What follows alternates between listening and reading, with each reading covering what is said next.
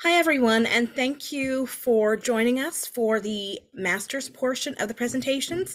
Thank you to our wonderful BA students. You did such a fantastic job. And this next presentation is titled Teachers' Emotion Regulation, Perceived Stress, and Resilience in Early Childhood Education and Care Contexts. This is a presentation by Margaret Rubick, who is a master's candidate on our developmental psychology track.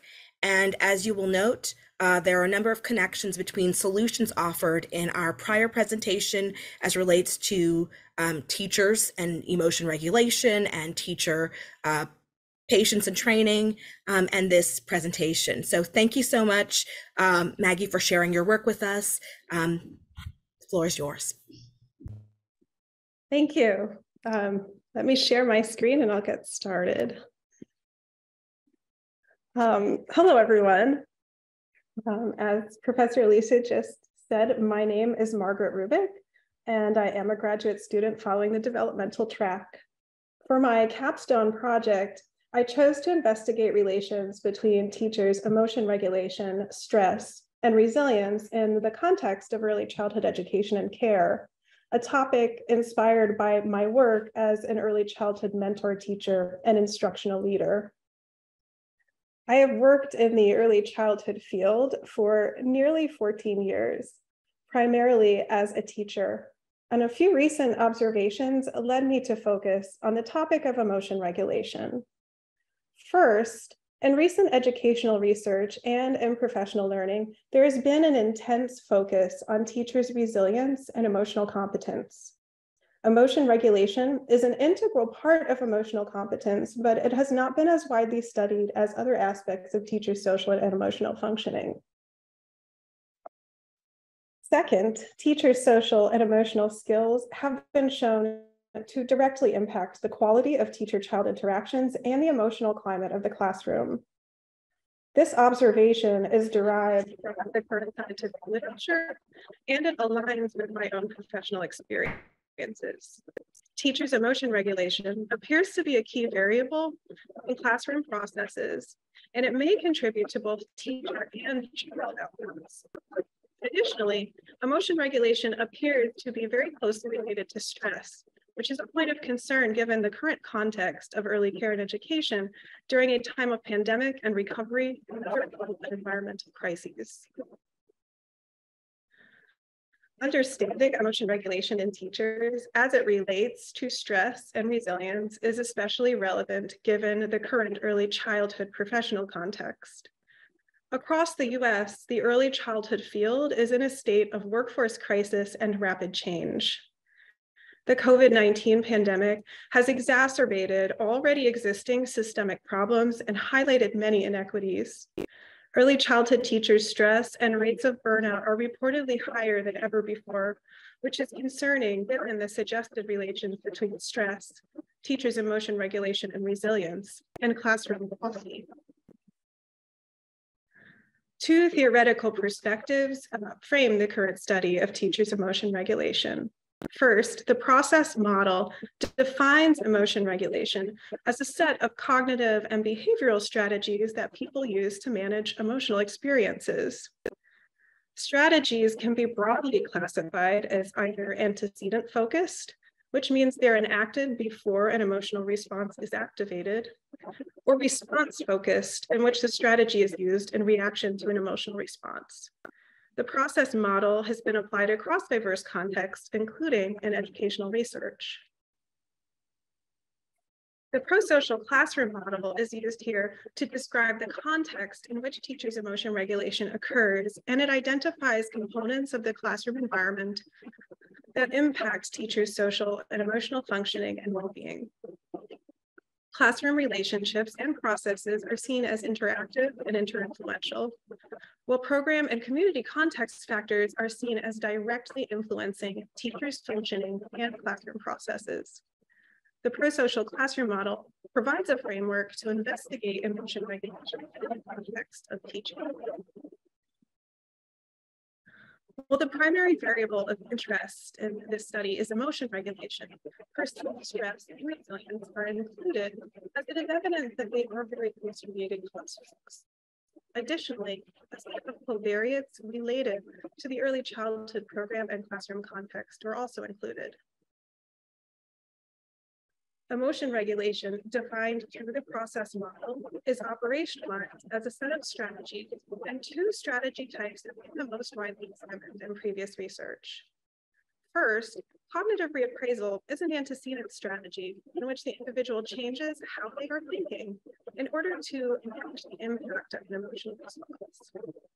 Second, emotional suppression is a response-focused strategy that involves inhibiting emotional response. Consequences appear to vary by strategy type. For example, the use of cognitive reappraisal has been associated with positive outcomes like resilience, while emotional suppression has been associated with more negative psychosocial outcomes, such as burnout and increased conflict in teacher-child interactions. While teachers appear to use a diverse range of emotion regulation strategies, previous research has suggested that emotional suppression is the most frequently used. Previous research has also demonstrated the influence of contextual factors and stress on emotion regulation.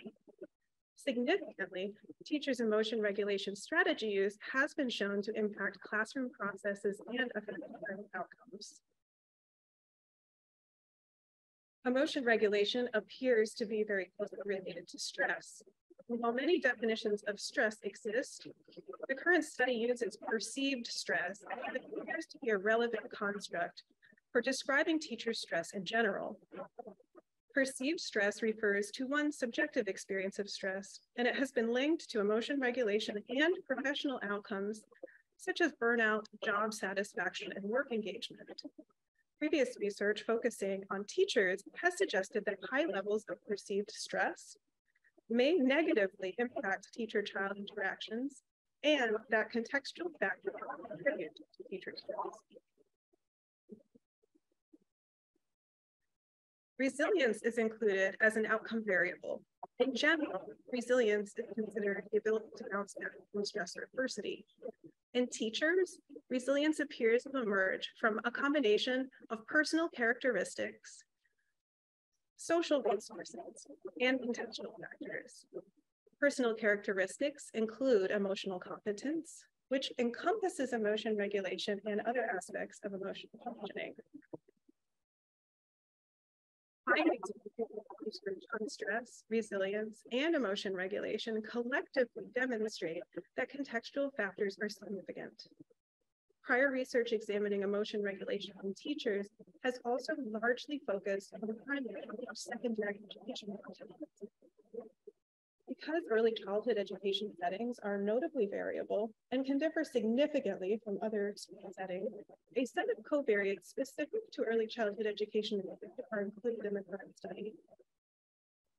Early childhood teachers tend to work longer hours providing direct services to children with less planning time, and in the context of factors like high staff turnover, low pay, and other systemic inequities that are unique to working in early childhood. Understanding the context in which teachers' emotion regulation occurs at the classroom and program level is an essential part of the current study. Emotion regulation appears to be closely related to stress and may predict teacher resilience, and contextual factors may impact emotion regulation. Two research questions were defined to investigate relations between teachers' emotion regulation, stress, resilience, and the early childhood context. First, how does teachers' emotion regulation relate to stress and resilience? And second, which contextual factors impact teachers' emotion regulation? To answer these two questions, a set of primary and secondary hypotheses were devised. The first pair of primary hypotheses predict relations between emotion regulation and resilience. Emotion regulation functioning as a predictor variable actually becomes two variables, cognitive reappraisal and emotional suppression. And it was expected that the more frequent use of reappraisal would predict higher resilience scores, while the more frequent use of suppression would decrease resilience.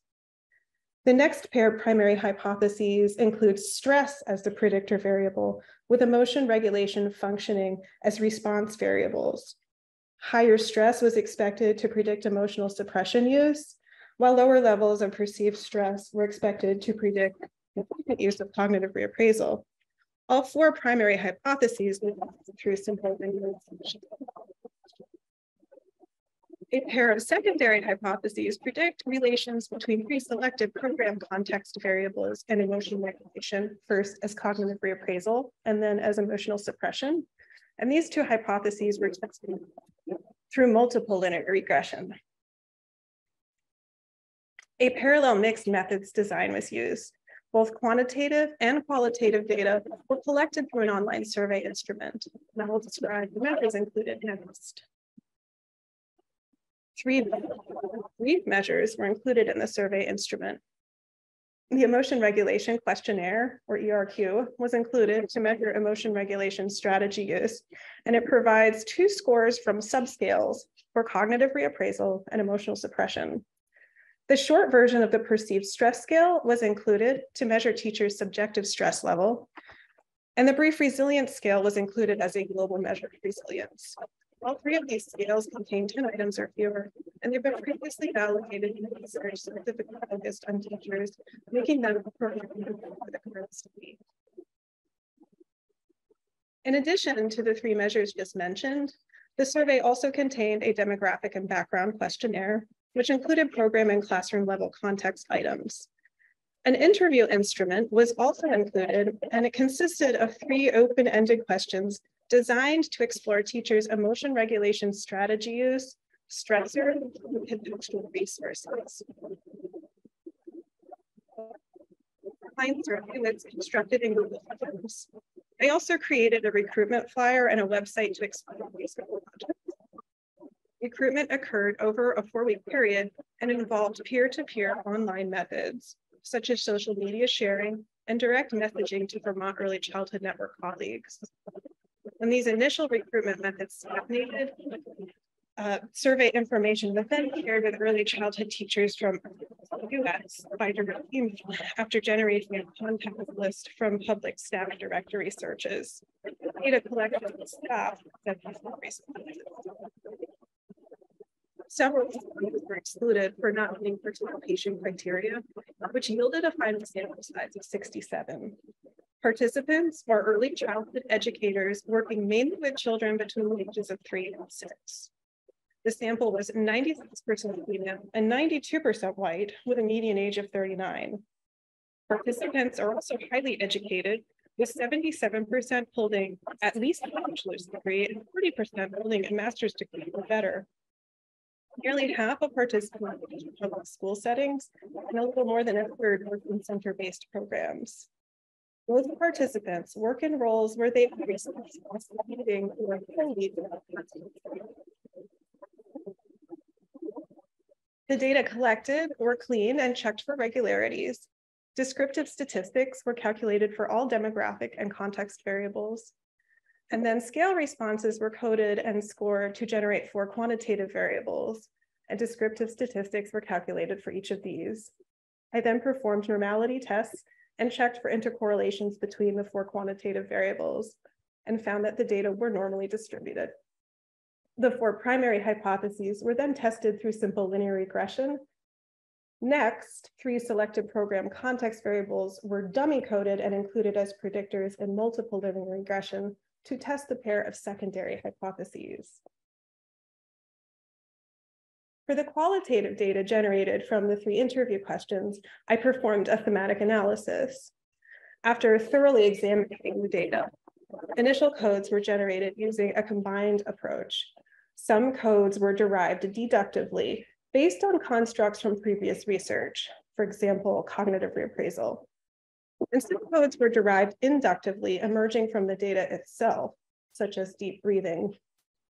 After the initial coding process, some codes were excluded for lack of relevance or low frequency, and then themes and categories were defined.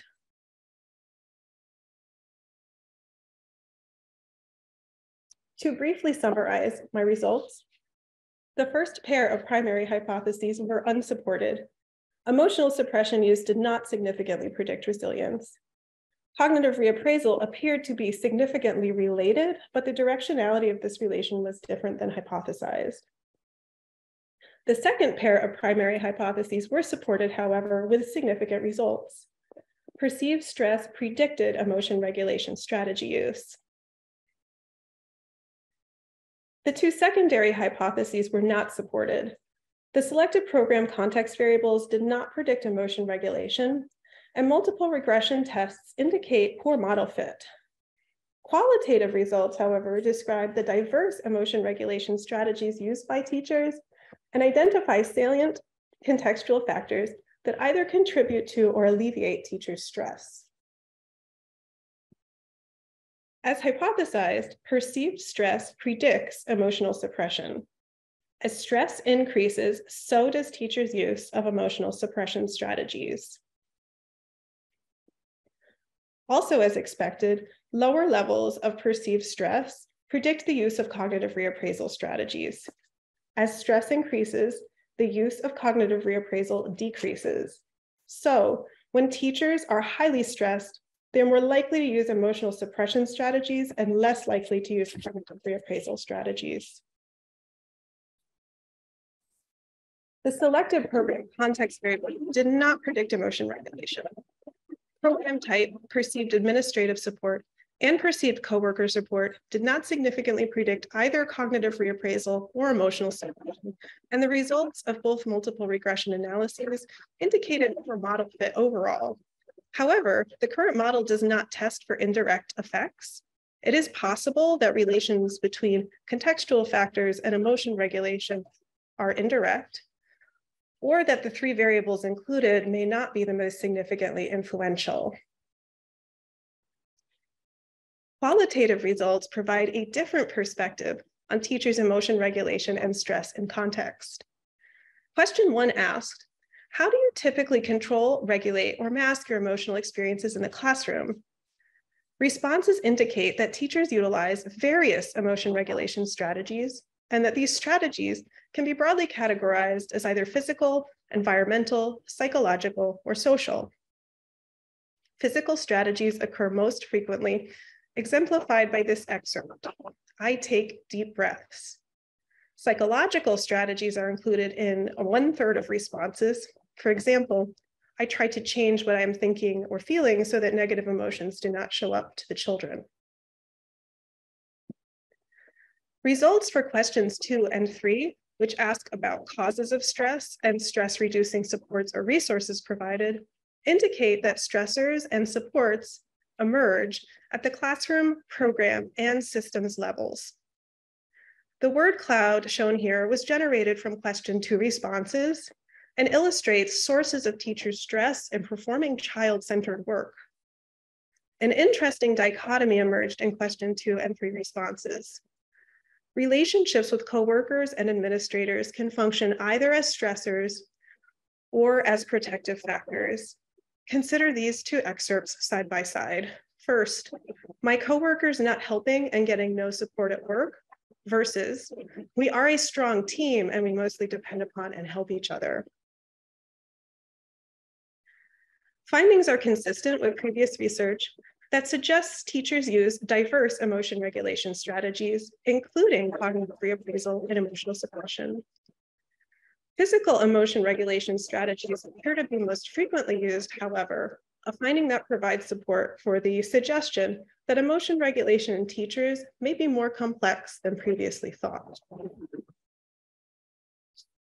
Findings also demonstrate that stress and emotion regulation are closely related, consistent with previous research, and largely support the hypothesized relations between emotion regulation strategy use and stress.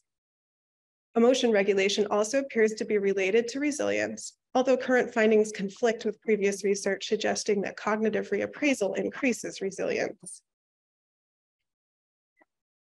Beyond the classroom context, findings illustrate some of the organizational and systemic factors that contribute to early childhood teachers' stress.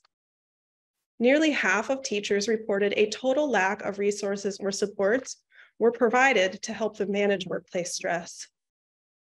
Findings also illustrate aspects of early childhood work that occur across programs, such as inadequate compensation, long work schedules on which a majority of time is spent in direct work with children, very limited planning time, and increasing and additional expectations. The excerpts, constantly finding time to do requirements of training on top of long work hours, and administration and people not understanding what we do in the classroom, exemplify some of the systemic factors that contribute to teachers' stress. In considering the findings of the present study, in the broader context of the research literature and current early childhood professional context, a few implications are worth noting. First, findings support the current focus on teachers' emotion regulation as an important topic for educational research and a relevant consideration in professional development and learning design. Findings also illustrate that stress factors emerge from varying levels of context and suggest that through stress, contextual factors may impact emotion regulation. Improving teachers' emotion regulation and coping skills may potentially contribute to teacher efficacy and resilience. A few limitations to the present study should also be noted. First, the model tested through quantitative analysis was overly simplified. A path model that enables testing for direct and indirect effects is likely more appropriate, but was beyond the scope of this project. Sample size and composition are also limitations to consider. Convenient sampling yielded a sample that consisted of a disproportionate number of Vermont teachers. In addition, use of the emotion regulation questionnaire as a measure may also be limiting. It is not an inclusive measure of the apparent range of strategies used by teachers, and strategies not included in the emotion regulation questionnaire may be even more frequently used than the two strategies that are measured, cognitive reappraisal and emotional suppression. Further exploration of emotion regulation in early childhood teachers is needed in order to develop a more inclusive measure of emotion regulation and lead to a more accurate and actionable understanding of teachers' emotion regulation in the classroom context. Emotion regulation appears to be a relevant consideration for professional learning design and intervention research, but further research will be needed first to better understand teachers' emotion regulation. Interventions to improve teachers' emotion regulation and coping skills should also be combined with efforts to address stress factors across contextual levels, including and especially at the systems level. Teachers' emotional functioning is significantly impacted by stress, and stressors originate from varying levels of the early childhood context. I want to acknowledge all the early childhood teachers who took time to participate and share their feedback, and to especially thank my Vermont early childhood colleagues who supported and inspired this research project. I also want to acknowledge Professor Alicia, my Capstone advisor. The critical, constructive, and supportive feedback she provided throughout this process helped me to pursue this challenging project with confidence and provided many opportunities for learning along the way. I'm also grateful for this opportunity to share my research here, and I look forward to any questions you may have. Thank you, Margaret. Thank you so much for sharing your research with us. I will talk a little bit more about my wonderful experience working with you at the end, but let's go to some questions. Please put your questions in the chat or raise your hand to ask a question. Okay, Dr. Marquez Lewis. Hey there. I think I'll start by asking you a question that, I had asked the presenter before you. If you could just talk about, what this journey was like for you, how this project evolved. Unlike the undergrad students, you're working on this project for 2 semesters, so you have a lot longer of a journey. So maybe you could talk a little bit about what that process was like. Sure. As I mentioned, the topic emerged from curiosities and sort of challenges that I experienced in the workplace, particularly in mentoring other teachers and in supporting teachers in a range of classroom settings. And the Capstone project turned out to be the perfect opportunity to dig deeper into that, as it was within our IRB agreement to study adults. And so I started with this very deep interest in emotion regulation in general. I've long been interested in emotion regulation. And working through the pandemic, resilience and stress are two factors that I really can't ignore.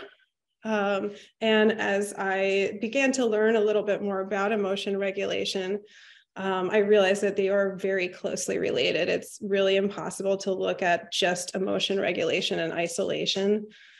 And so I started with this really, what I call almost an overly audacious vision. And Professor Alicia was very helpful in helping me to make this project into something that was feasible for the parameters of the Capstone course. And that was something I needed a lot of support with. When I was initially exploring sort of design and analysis options, I was looking at mediation analysis, which was way beyond my own skill set and scope of this project too. So I had to really break down the hypotheses into smaller bits and figure out how to approach this in a way that those bits and pieces would hopefully come together, but wasn't approaching it from the initial very complex way that seemed to be the most logical. It's been a process I've really enjoyed, though. I'm kind of disappointed it's over. But I love researching. I love to have the experience of actually doing the data collection, doing all of the statistical analysis. And something I should probably mention too is I took on mixed methods approach, which was a little risky, but the timing of having my planning in the spring and Capstone in the fall enabled me to spend summer sort of learning how to do thematic analysis, learning about qualitative methodology too, so that I could tie it in. And it's something that I'm looking forward to learning more about in the future. Yeah, thank you. I mean, I think what you're saying about the process and needing to shrink down, I think is something that a lot of students encounter. And I noticed that some of the people on this call, I think, are people who are going to be going into the Capstone pretty soon. So it's good for them to hear that, I think the saying goes, the best thesis or the best dissertation is one that is done. So it's always good to find something that's manageable, that you can achieve in the time span that you have. I think you did a great job. I mean, this is such a wonderful project, and I really appreciated that you used qualitative approaches, because I think a lot of times students can be afraid of it because it's a little more nebulous than like calculating numbers, right? But it makes for such a rich project, and it gives you a little more beyond just the output. It helps us to understand like the human part of it underneath the numbers. So thank you so much for your work. It's really great. Thank you. Thank you. Are there any questions from anyone else? Questions for Maggie? So you can put questions in the chat. You can also raise your hand.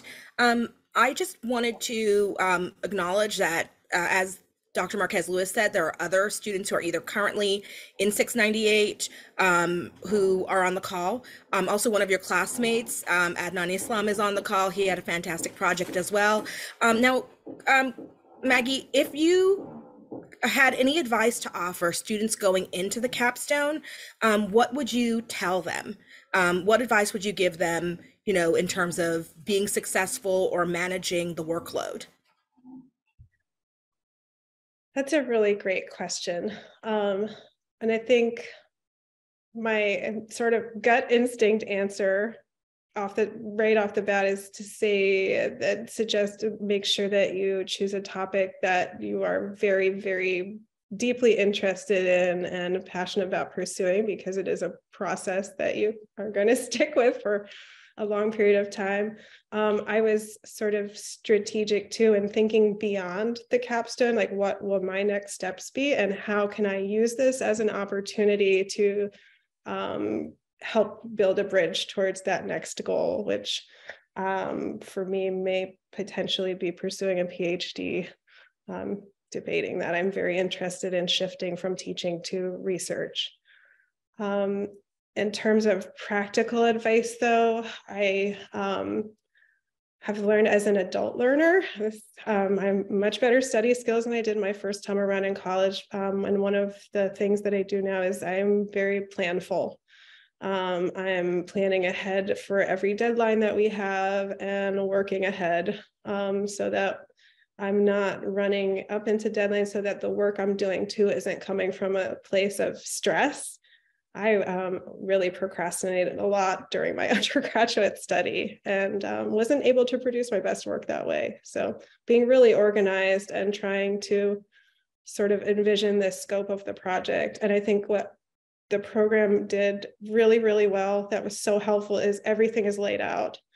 You know, sort of what to expect in terms of when things are going to be due, about how much time you're going to have to do them. And that enabled me to do this project in a way that was successful. And data collection time particularly was a scramble. It was something I was stressing, but because of planning ahead and being ready to go right away, it got approval to collect data right away. And that helped immensely because then I had time to think about the analysis piece, because as I was told and I learned, there are always things that are going to come up during that part of it that you're not expecting.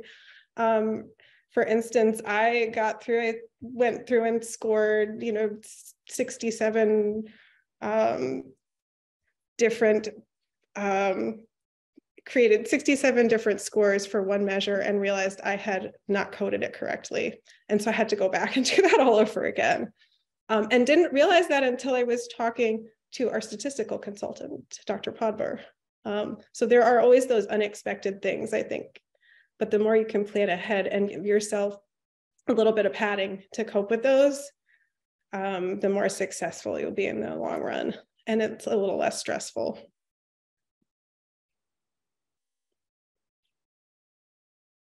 Okay, we have a question from Dr. Angela Francis in the chat.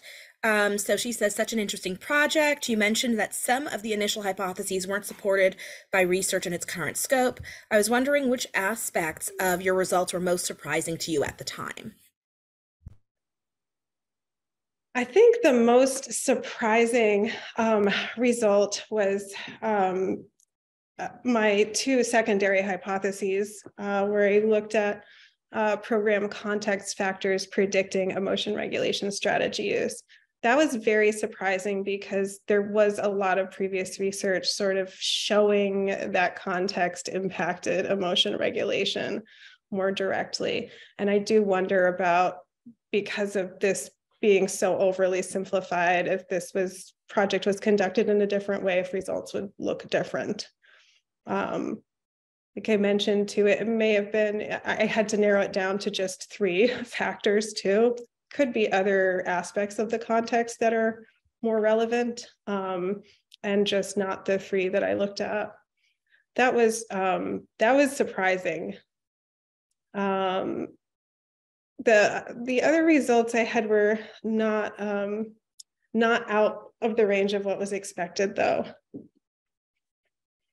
And yes, if I do pursue a PhD, this is something I would like to learn more about. I'd like to be able to reapproach this topic from a more complex methodological perspective. Obviously, it's a personal choice, but I think I've said to you before, Maggie, that you should take the if off and decide to pursue a PhD. Because when someone says they're passionate about research, There are a lot of avenues for pursuing research. You can 100% do it with a master's degree, but when you're at the point where you're teaching yourself how to do qualitative analysis over a summer, and one of the areas where you had to narrow down your project had to do with theory, because you're very passionate about developmental theory and you read it during your free time, which obviously everyone should do, but everyone doesn't do. No bias as a developmental psychologist, but one of the theories you wanted to, look into was Bronfenbrenner's ecological systems theory. And that was something that you and I, kind of went back and forth with, because ecological systems would involve interpreting your data from 5 different perspectives to a certain extent, if you're looking at that thoroughly. So I wanted to know if you could give us, a little preview of, what connections you would make in terms of, different levels of the ecosystem and how they apply to the research that you just completed and hopefully will be pursuing, as Dr. Francis suggested, at the PhD level. I'm so glad you asked that question, because it is something I've thought about a lot. I think in retrospect, if I was doing this differently, I would have kept Bronfenbrenner's theory as the second theory rather than the prosocial classroom model. I think that's something else that didn't work out the way that I had envisioned it fitting. That prosocial classroom model is not necessarily directly relevant to this conversation. And the findings, particularly from qualitative analysis, not that this was surprising, but to highlight so many factors from other levels of context outside of the classroom. So systems level factors could be better included in a model that's based on bioecological systems theory rather than the prosocial classroom model, which we used as the framework here. And that is something I would like to look at in the future, is how to approach this from that theoretical perspective first and foremost. I'm also interested in looking at other theories of emotion regulation as well. I think the process model with its strategy-based definition broadly makes a lot of sense. But as a measure to just look at reappraisal and suppression as 2 strategies overlooks so much of what happens. So many of the responses to the open-ended survey question, how do you regulate emotions, were physical, were things like, I take deep breaths, or even mention things that are very, very trendy right now in a good way, but like mindfulness strategies. So sort of, I would redefine emotion regulation as well, but want to see it nested in that broader theoretical context. Thank you. So I'm going to ask others on the call, please add, more questions to the chat and raise your hand if you have additional questions. But I'd like to ask a follow-up question to the one you just answered. So you talked about context at the start, and you mentioned that you are currently Vermont-based, and that's the Vermont connection is something you and I have in common, but we also have in common a New York City connection, where you were in New York City before. So how do you think, or do you think, your results would have been different if you had conducted this research in New York City? And are there issues that you think are Vermont specific that came up, or are rural context specific, or and how would those issues be different in a big city context? I think there would probably be a difference in results with a different sample. And Vermont particularly, of course, demographically, the sample is, we are a very white state. There's not as much racial and ethnic diversity here, and being rural is another big factor that's different. I'm not sure though that between Vermont and New York, we would see as much of a difference. And the reason is because systems-wide, in terms of like professionalizing the early childhood field, this is a national movement that both of those two states are very much leaders in growing the early childhood profession. So there's a lot of resources available and a lot of positive change happening in early childhood systems, both in Vermont, and I see it in particularly neighboring states like New York and Massachusetts. That is not happening, say, if the sample of teachers was largely from the South or other aspects of the US. I think that's also where there would be some key differences, because those sort of stressors that seem to emerge from systems level factors are very different depending on the system. Like teacher compensation, for instance, it's one that can be a significant stressor. In places like New York and Vermont, our teachers are better paid. That's not the case in other parts of the country. It's something I'd be really interested in, and looking at this and almost comparing geographic locations or regions. I also wonder about whether there are cultural implications to emotion regulation strategies, and that's a really big question that would require a lot more investigation. So we have a question from Salvatore Palma in the chat. Do you have any tips, strategies for recruiting participants online and ensuring they're of your target demographic? I don't have any really great tips because this was something I struggled with. I initially was really dependent on my own professional network, which led to the sample that I got being what it is. And when that recruitment strategy really started to stagnate, what I ended up doing was going through using Google search and going through public staff directories by job title. And I compiled a list of a few thousand teacher emails. So that was very time consuming and it had a very low return rate. So I don't recommend doing that. It helped me boost the sample size and it did diversify the sample, but it's not really an effective strategy.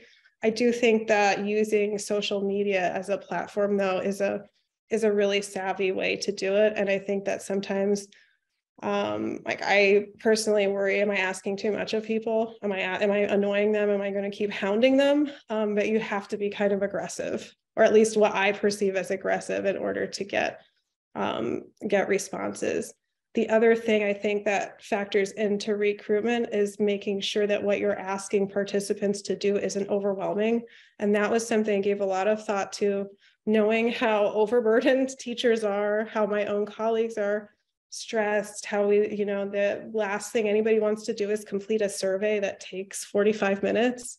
So it's really mindful about being really clear about how long this would take. It is fairly brief, but being direct and honest that it might take you 15 or 20 minutes to do this, and choosing measures and putting the survey together in a way that wasn't going to be overly burdensome was really important.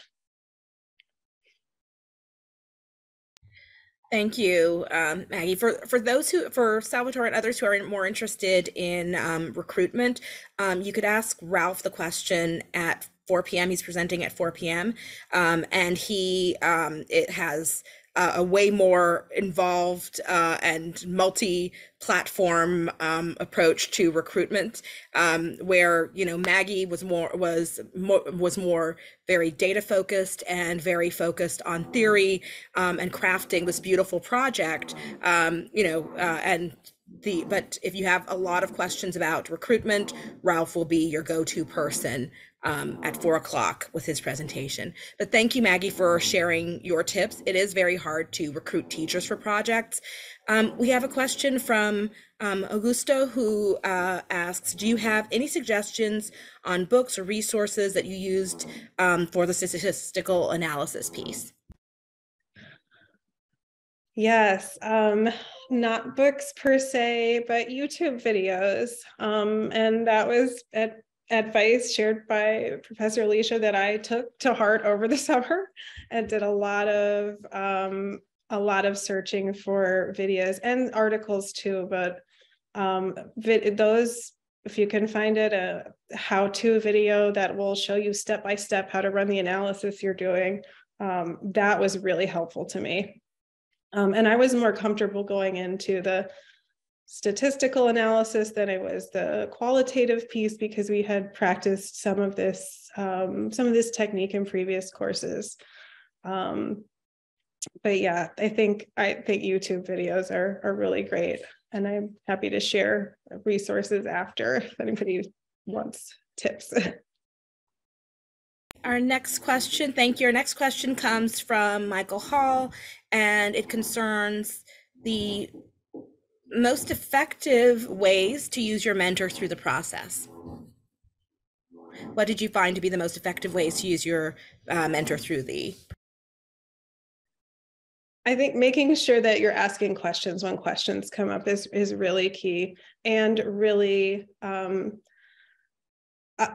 feedback is huge. And I suspect that all mentors are doing this just as well as Professor Alicia did. She gave very, very great, detailed, constructive feedback after every assignment that I really studied carefully and took to heart.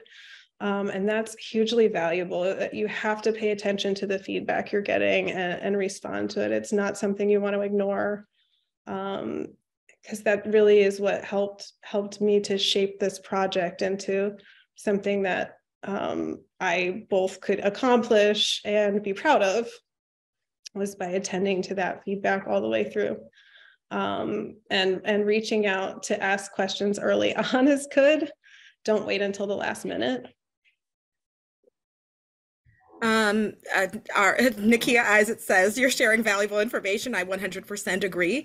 And I saw Dr. Marquez Lewis's thumb up earlier, because for us as a team, it's such a pleasure to see how students grow through the Capstone project, and it's really rewarding to get to participate in these types of in defenses that are so successful, and to read the papers that are so well written.